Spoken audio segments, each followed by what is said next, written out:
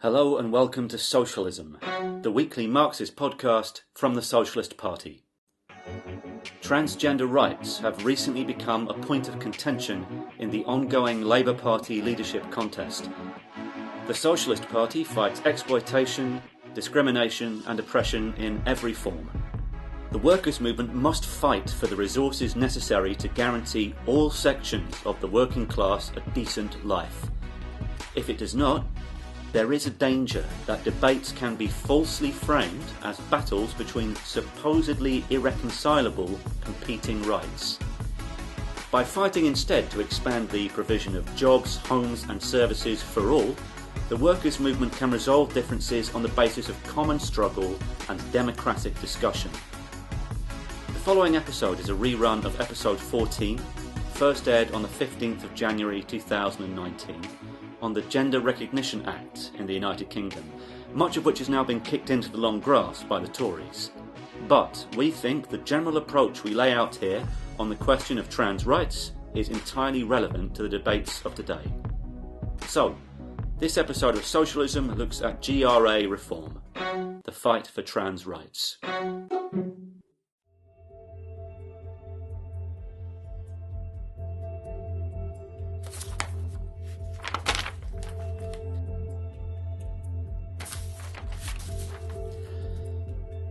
I'm here today with Sarah Sachs-Eldridge, who is the national organiser of the Socialist Party. Hi, Sarah. Hey, Sarah.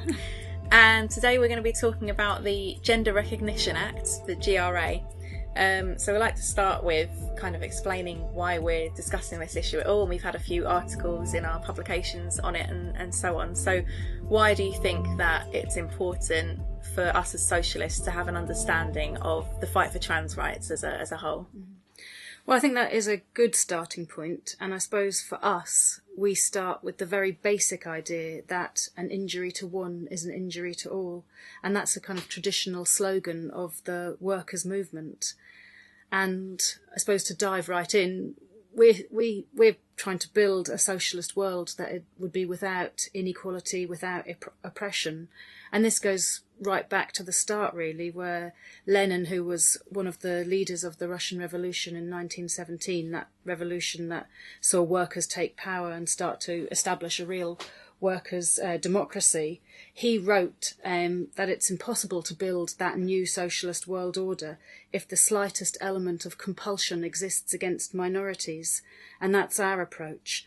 And it's absolutely clear that trans people suffer oppression and discrimination under capitalism. Look at how Donald Trump has targeted trans people specifically for attack, and that's including banning trans people from serving in the military. He did it by tweet, I think, as is his way.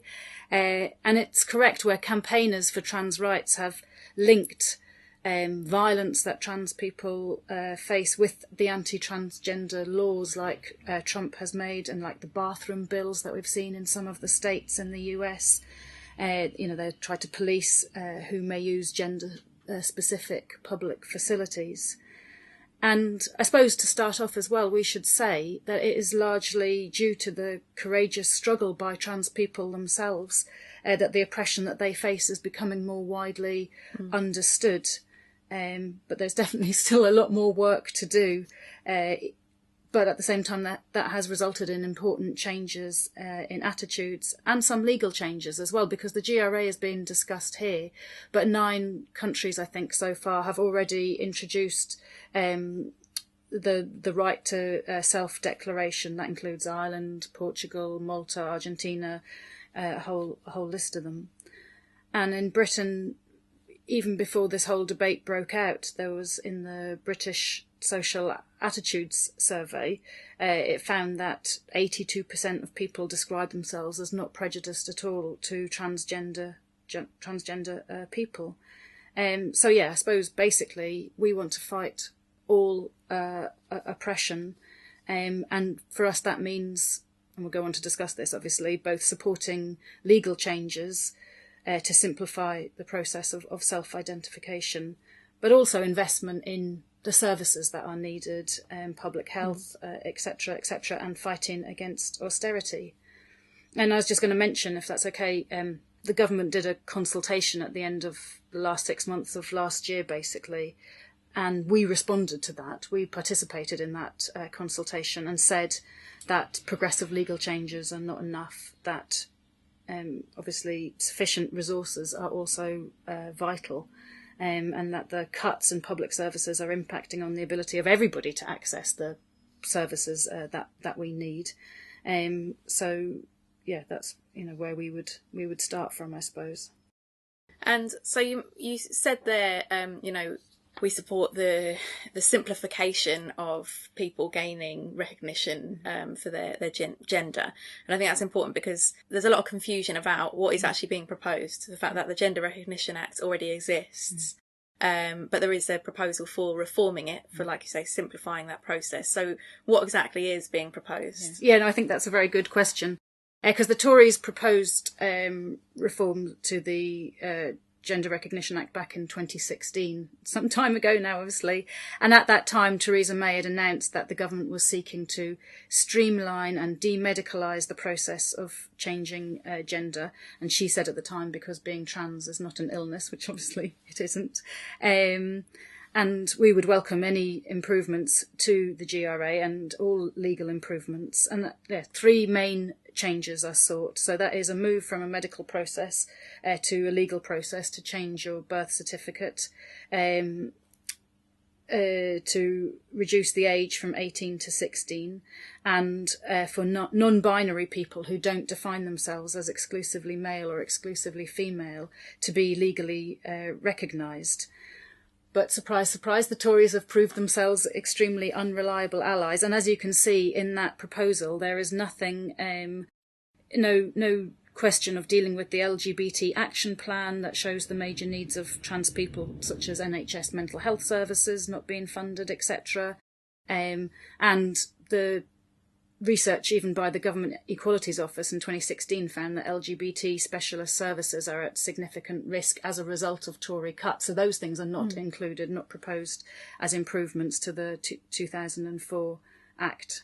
So you also said in your introduction that our starting point really is that we're against all forms of oppression, and it's very clear that trans people do face oppression. And how is that manifesting itself, particularly at the moment? Yeah, I mentioned the British Social Attitude Survey, which showed, the overwhelming majority of people not prejudiced, but that's not universal. And there was a survey by an employment law firm that found a third of employers said they'd be less likely to employ a transgender candidate for a job, and a further 47% admitted that they would be unsure about hiring such a person. And that contributes to a situation, I'm just going to give a few statistics because I think they're important, a situation where, for example, in 2012, the Trans Mental Health study found that 81% of respondents, and I think this is incredible, 81% of respondents feared and avoided certain social or public situations, such as gyms, public toilets and shops. What an impact that would have on your life. 38% had experienced sexual harassment, 37% physical threats or intimidation for being transgender. A 2017 Stonewall YouGov survey found that 41% of trans people had experienced a hate crime or incident because of their gender identity in the previous 6 months. In the US, the statistics, almost half experienced depression and anxiety, 41% are estimated to have attempted suicide. Closer to home, Glasgow and Clyde Rape Crisis reports that transgender people experience sexual violence at a disproportionate rate and then also find support more difficult to access. And horrifically, Stonewall reports that between 2008 and 2014, 1,612 trans people were murdered across 62 countries. And then, of course, we know that black and minority ethnic trans people face even greater oppression. So I think those statistics speak to a world of oppression, inequality and suffering that is, requires a response from the from socialists, from the labour movement, from trade unions and so on. Yeah, no, they're really devastating statistics, and obviously support what you said about the need for us to support all steps forward as we are with the GRA reform. then I suppose people might be surprised that this proposal is being made by a Tory government. And it's definitely the case, isn't it, that the Tories have a truly terrible record, actually, on LGBT rights. Absolutely. I mean, I've already mentioned the impact of Tory austerity on LGBT services, which is devastating, but their record goes way back. It's over 30 years now that the Local Government Act in 1988 was enacted in England, Scotland and Wales by Thatcher's Conservative government, and its introduction had a major impact, especially on young LGBT plus people, and as a result of that, young people especially suffered, because it was about the schools and so on. They suffered an epidemic of name-calling at best, with many experiencing physical attacks for their sexuality as well. Many LGBT plus students would hear about their sexuality for the first time in relation to HIV and AIDS, not, open sex education in school and so on. And today, young LGBT plus people are more likely to experience mental health problems and are twice as likely to self-harm or attempt suicide. And that is part of the legacy of this Act, Section 28, of Thatcher and the Tories. And just to mention, actually, that Section 28 was then repealed under the Blair New Labour government in 2003 after years of campaigning and fighting, especially by LGBT people themselves, but also by trade unionists. But that repeal failed to take any steps to undo the damage of Section 28. And a decade and a half later from its repeal, teachers and students are still having to fight for sex education that positively includes LGBT plus issues.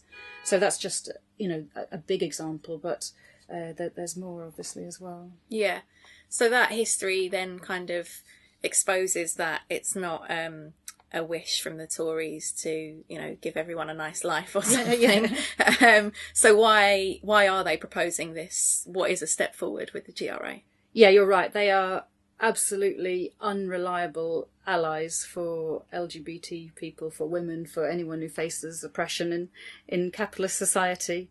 And we think that the Tories' commitment to updating the GRA was really seen as a largely financially cost-free attempt to cut across the hatred of the Tories. We know that the Tories are literally dying out from having had millions of members in the 80s. They're now down to 100,000 or so, who knows, because they can't attract people to join their party on the programme of austerity and so on. And across the world, there are no governments in this era of capitalist crisis that are stable and popular, because they're all implementing austerity and attacks on the working class and offer no solutions or no way out to plummeting living standards, to the idea that the next generation is going to suffer more than past generations. And that hatred was really made clear in the 2017 snap general election. So they'd initiated the review of the GRA, but kind of came back to it in October after that snap general election. And like I said, I think it's an attempt by the Tories to cut across that odium that they face, try and present themselves as progressive. Theresa May has worn a feminist T-shirt, trying to present themselves as standing up for women, for LGBT people, but they are absolutely anything but. I mean, look at May. She's pushing, or has been, she's not really pushing anything at the moment, but she has been pushing a bill on domestic violence. But Tory austerity is leading to the annihilation of domestic violence services and refuges. And ultimately, who are the Tories? They are a party that is, there to defend the system of capitalism. And capitalism is based on exploitation of the majority by the super rich minority, the capitalists. And it therefore has inequality and oppression woven into its very fabric. We can see some legal changes come through, but in reality that their system will mean suffering, greater suffering, cuts and so on. And those legal changes can only be, fought for really on the basis of mass movements, mass pressure being built up. And then even on the legal changes, the Tories do expose themselves, don't they? Because they have kind of shown that they're not reliable allies on this issue in the process of the consultation, haven't they? They have, absolutely, because nothing has happened yet. Like I said, it started in 2016. I think they've been through 6 women and minorities ministers since equalities ministers since 2014, just reflecting the instability that they have, for one thing. And then, as a kind of further delay, really, they launched a 6-month consultation up to last November. Now, this is in the context of where quite a toxic debate had arisen. And just to say a bit about that, because some opponents of the GRA reform had attempted in that course of that debate to, what I would say, really kind of weaponise the Equalities Act of 2010, and to say that the right to self-identify for trans people would undermine equality legislation for women and undermine women's services. We utterly reject that argument, and we'll go on to talk about that hopefully a bit. But just even on the Equality Act, what is the Equality Act? It's the kind of combination of 4 previous acts, including Race Relations, the Equal Pay Act of 1968. So, rights that had been legal changes to the law that had been really fought for by movements of working class people, the Ford's Dagenham workers, obviously, in particular in relation to the women workers in relation to the Equal Pay Act. And it was, that legislation was an expression of women workers overcoming the argument that their rights would be an infringement on male workers' rights, and winning the trade unions to that idea, the need to, unite in struggle and cut across the ability of the Ford's bosses to play men off against women workers. And that's very rich in lessons, I think, for us today. And the government consultation really took its lead from that quite divisive approach of saying the trans rights to self-identify was a threat. So in her introduction to that consultation, Penny Mordaunt, the Tory MP who's the current Women and Equalities Minister, who's also been involved in the closure of fire services and so on, she wrote, well, to call it disingenuous is probably kind, but anyway, she wrote in the introduction to that we particularly want to hear from women's groups who we know have expressed some concerns about the implications of our proposals. To be clear, this consultation focuses on the Gender Recognition Act. We are not proposing to amend the Equality Act 2010 and the protections contained within it. But then, of 22 questions 12 through to 19 are all about what respondents believe might be the impact on the Equality Act. For example, number 12, just to pick it out, do you think that the participation of trans people in sport, as governed by the Equality Act, will be affected by changing the Gender Recognition Act? Well, in our submission from the Socialist Party to that, what we have to say is that that's a sham question, isn't it? A sham consultation. We wrote that we don't know what the changes are that they're proposing because they weren't contained in the consultation. But what we do know is that Tory austerity, privatisation, academisation and school funding cuts have an impact on everybody's ability to participate in sport. And we said that the questions really do invite speculation, but also confusion, and that they also, we felt, were designed to throw sand into the rising awareness of what trans oppression is and the need for collective struggle against both austerity and oppression.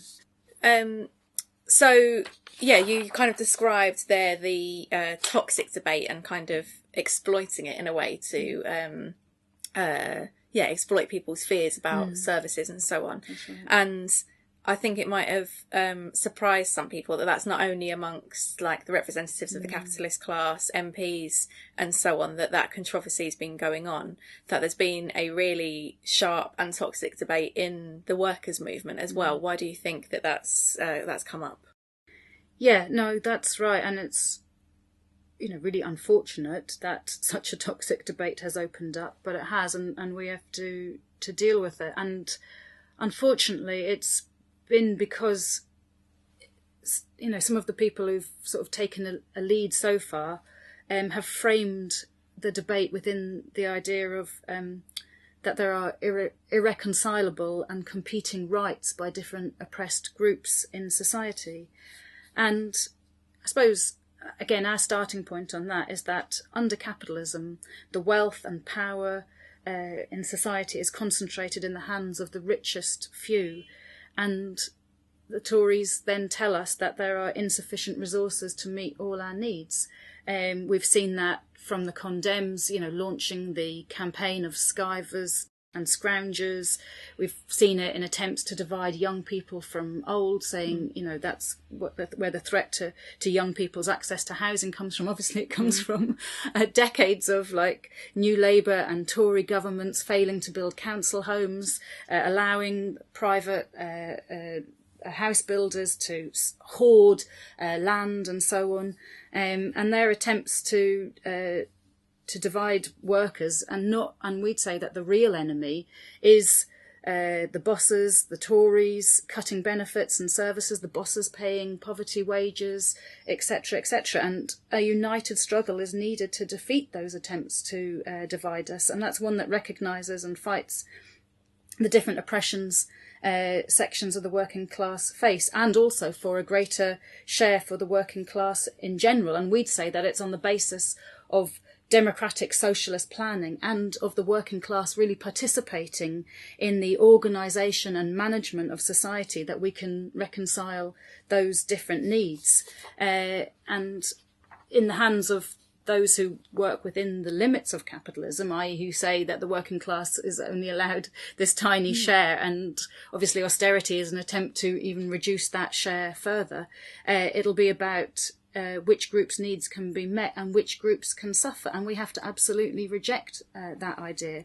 And we think it's, therefore absolutely vital that the debate on these issues takes place in the workers' movement and in the trade unions. And it's my understanding that where trade union members have had the opportunity to hear from trans members about the experience, like we outlined earlier on, that the votes are to back changes, improvements to the Gender Recognition Act. And I think that shows, for example, the real capacity that there is for solidarity within the workers' movement.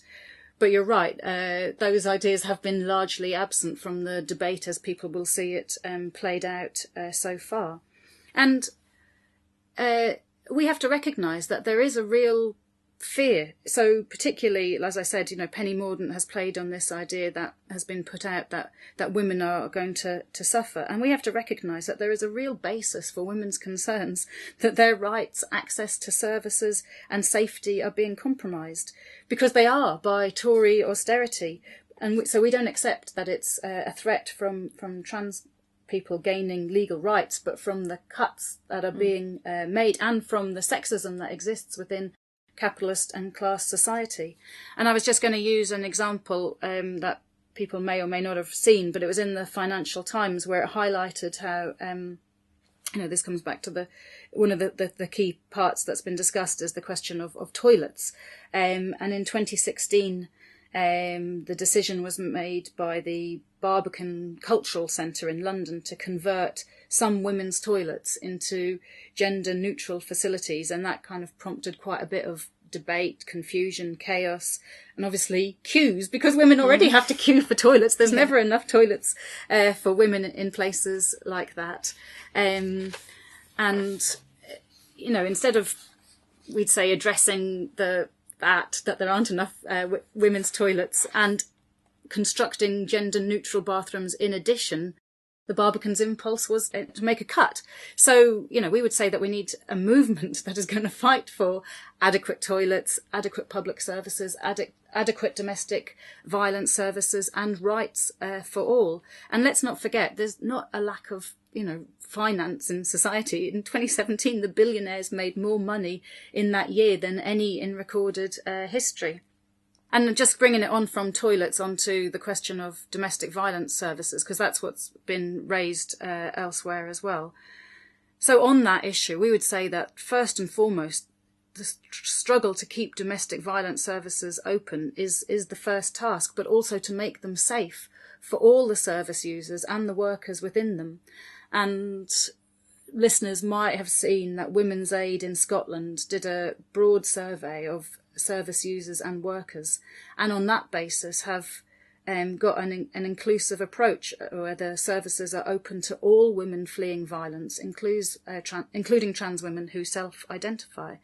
Now, added to that, they say that robust screening processes in refuges are absolutely vital to ensure that the perpetrators of violence are not able to enter refuges or find out information about residents, whatever their gender. And such a screening process would also, be necessary to assess risks at all stages to ensure the safety of all. And that includes women who may be at risk to themselves or others being referred to separate support services. But screening services, separate services, they're questions of resources, aren't they? And staff, secure and ongoing funding, because funding for so many of these services is very precarious. We want it to be publicly funded under, council control, permanently funded, and the expansion of public services obviously is required. And that is linked to the question of ending austerity, of fighting for needs budgets in the council. So we've got services that meet the needs of all groups in society.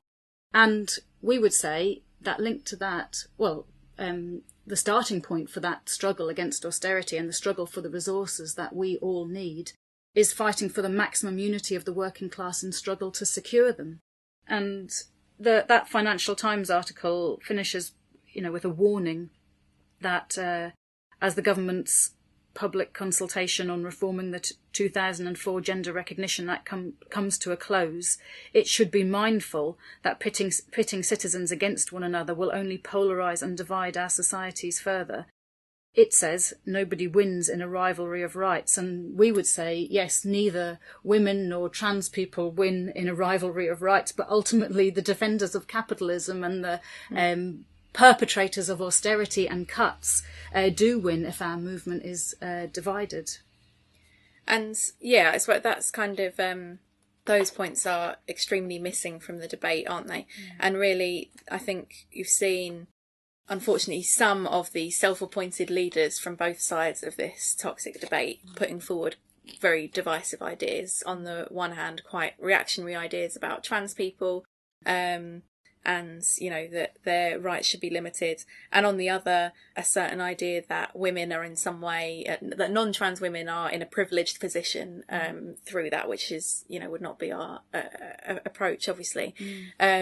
So you outlined quite a good number of ideas there. Are there other aspects of a programme we put forward to try and cut across those ideas? Yeah, definitely. I suppose I would start with with an explanation of why trans people and why women suffer oppression under capitalism, because I think the programme and how we fight for it and who are our allies, all the things that we've been discussing kind of flows from that. And we'd say that women's oppression is rooted in the emergence of societies based on class divisions, and that it's so intertwined with class society, including in capitalism, today's dominant form of class society, that it's, can't be seen really separately or ended without eliminating class society itself. And capitalism inherited from former class societies its gender ideology, and has used it to serve its economic interests. So with austerity, for example, we see that a bit more coming to the fore, where women are having to take up the slack of austerity cuts to services, suffering low pay, precarious working, 0-hour contracts, etc.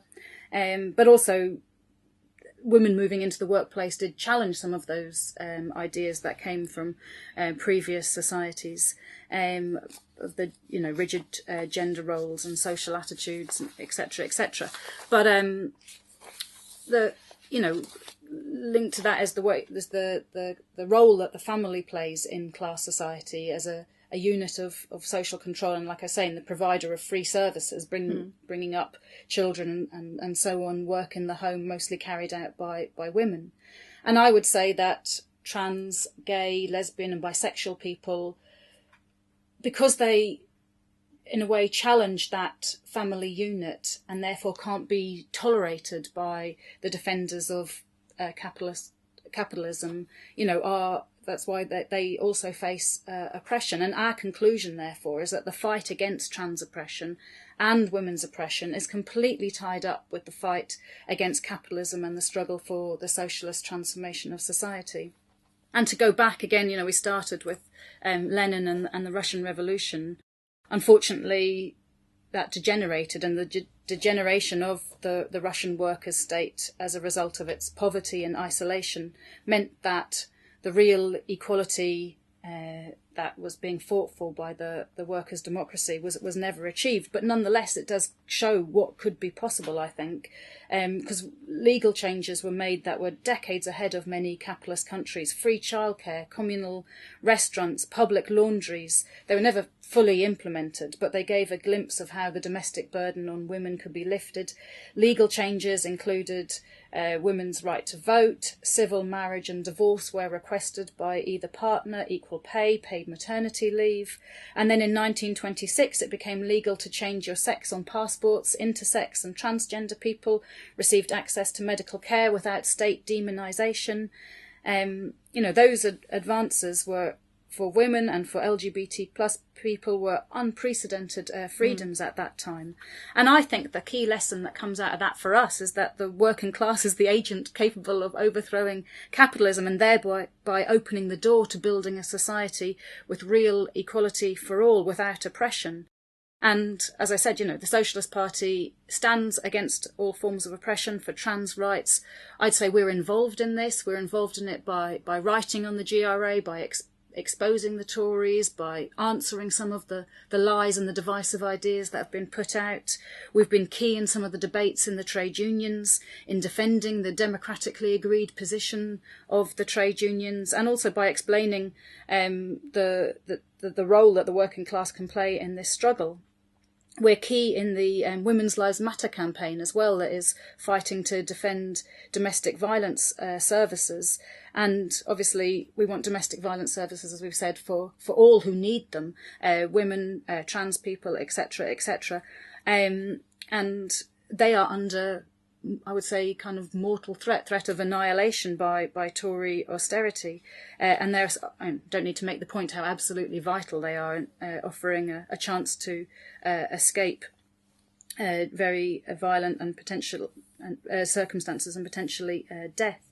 But 60% of those seeking a refuge at the moment are unable to be housed, most commonly due to lack of space. 1 in 4 domestic abuse refugees have lost all government money for therapeutic support. State funding is at its lowest ever levels. And so we really need action on that. And we would say that on that issue, councils could really take a lead. There's 125 Labour-led councils in Scotland, England and Wales, and they hold about £14 billion in usable general fund housing and capital receipt reserves. And we, part of our programme on this issue and for women's rights is to call on Labour councils to reject the Tory cuts that deny women these essential life-saving services and to refuse to make the cuts to the funding. And Women's Lives Matter correctly calls on Labour councils to set budgets based on needs, to use those reserves and borrowing powers to fund it. And we think that a clear pledge from Shadow Chancellor John McDonnell would give confidence to those Labour councillors who really want to defend women. And the campaign is launching a petition to call on John McDonnell to guarantee that an incoming Labour government would replenish any reserves a Labour council used to avoid cuts to domestic violence services and refuges now, and underwrite borrowing made for the same purpose. The campaign against domestic violence, I think, offers a lot of lessons in a programme that could be developed now. It was initiated by Socialist Party members in the 1990s, but rapidly became a broad-based campaign. And it established for the first time domestic violence as a workplace and trade union issue, and won workplace rights. Councils adopted policies on domestic violence. Obviously, they're things that we now need to try and re-win, and we hope that working with Women's Lives Matter will be a way to do that. Housing is a key issue for trans people, especially young people, and our programme for rent control, for a mass programme of council house building, we think is really key. We stand for an NHS that provides the services needed by all, absolutely central and key to the fight for trans equality. So fully publicly funded and free at the point of use. Kick out the privatisers in the NHS, and we've played an important role in many parts of the country in being able to mobilise large numbers of people to successfully defend services that were under threat from cuts and closure.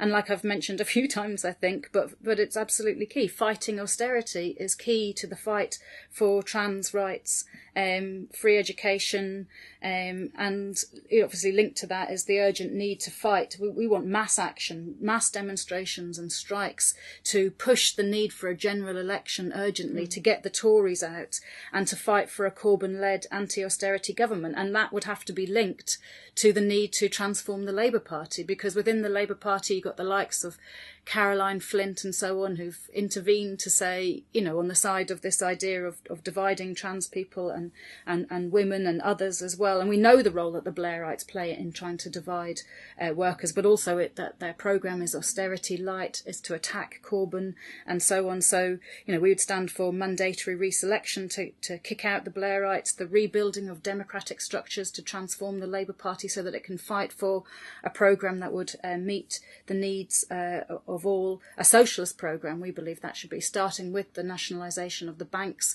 the commanding heights of the economy, to start to build and to be able to democratically plan the economy in the interests of all. So, yeah, we fight on every front, really. We fight for trans rights. We fight for not just legal rights, but the right to live a life free from austerity, the cuts, the misery that comes from capitalism. Yeah, absolutely. I think you've given a good outline there of how this battle links to many of the others that we're involved in, and there's definitely issues there that we should come back to in future episodes. I think particularly we should probably look at having an episode on the roots of women's oppression, and maybe one on the Women's Lives Matter campaign and lessons of the campaign against domestic violence as well. So thanks very much for joining us, Sarah. Thank you very much. Socialism is produced by the Socialist Party, the England and Wales section of the Committee for a Workers' International. This week we heard a rerun of Sarah Sachs-Eldridge, the Socialist Party's national organiser. If you agree with the policies and actions the Socialist Party is fighting for, we need you. Join our campaign to build a truly effective working-class fighting force in the trade union and labour movement. Join the Socialist Party now. Send us your details at socialistparty.org.uk/join. If you live outside England and Wales and want to join the fight for socialism in your country, contact the Committee for a Workers' International by visiting socialistworld.net. Help us spread the word by giving us a 5-star review and subscribing so you don't miss out. And don't forget to recommend us to your co-workers and friends. We want you to send us recordings from picket lines and campaigns and reports of your activity. And we want your questions, comments and ideas for future episodes. Email socialismpodcast@socialistparty.org.uk. Socialism the podcast has no wealthy backers. We survive thanks to the financial support of ordinary working class and young people, and we're proud of the political independence that gives us. So if you like what you hear, help us take the fight to big business. You can make a regular donation or a one-off payment at socialistparty.org.uk/donate. Till next time, solidarity.